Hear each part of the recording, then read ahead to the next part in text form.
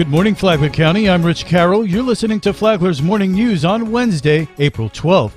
Florida is scheduled to execute its second condemned inmate of 2023 today. Reporter John Koch has covered state executions for over 30 years, and he has the latest from Stark. After the Florida Supreme Court rejected arguments to spare the life of Louis B. Gaskins for a 1989 double slaying in Flagler County, his defense team has appealed to the United States Supreme Court. Gaskins is scheduled to die today at 6 p.m. at the Florida State Prison unless the High Court stops the execution by granting a stay. Gaskins' defense team is arguing before the U.S. Supreme Court that jurors did not receive evidence of his mental illness before recommending the death penalty. Gaskin, now 56 through his attorneys, have filed multiple appeals, but by 2020 both the Florida Supreme Court and the United States Supreme Court cleared the way for his death warrant to be signed recently by the governor and a date for his execution set. John Koch, who has witnessed every Florida execution since Ted Bundy, has more on Gaskin's final day. The inmate will be allowed a last meal of choice if it costs less than $40,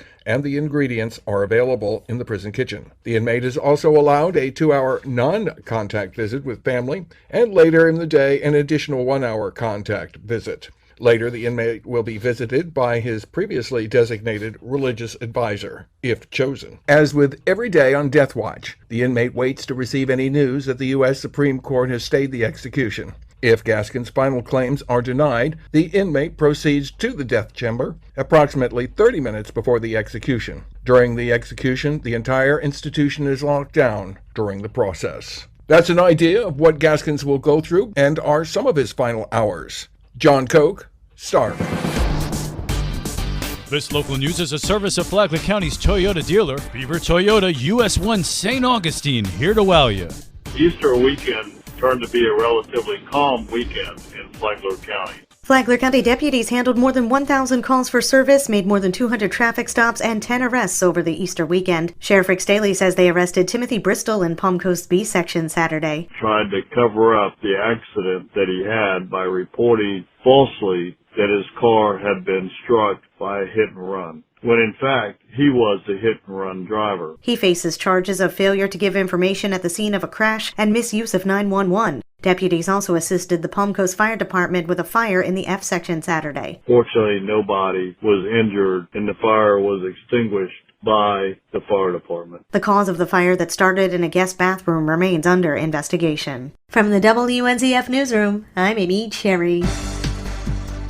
Florida's 19th District Representative weighs in on House Bill 1's actions to improve education. Speaker of the House Paul Renner says the measure expands opportunities for developmentally disabled students. We have students with unique abilities, think kids with autism and the like, who we have had a scholarship for many years, but there's a wait list. So thousands of students that have these issues could not get the scholarship to meet not only their needs for tuition and whatnot, but all the wraparound services that you need. We clear that backlogs and also have an escalator so that we will never have a parent again that has to say, I'm sorry, but I can't, get you these services. It also gives parents the option to create an education savings account. That allows you ultimate flexibility and customization in your child's education. So not just tuition, but also an in-home tutor for reading if your kid's behind in reading, or some online training in math if your kid's behind in math. The bill also expands the Family Empowerment Scholarship Program to include all K-12 students, including those who are homeschooled. For Flagler's Morning News, I'm Rich Petchke.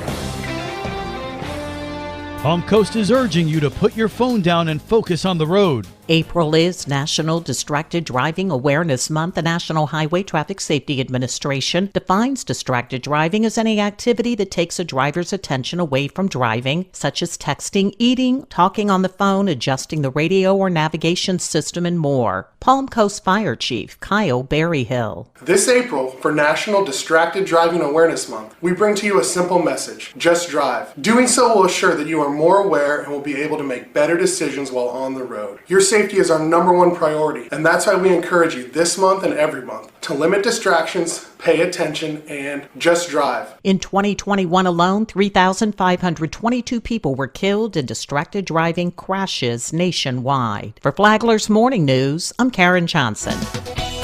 And now you're up to date on Flagler's Morning News. I'm Rich Carroll.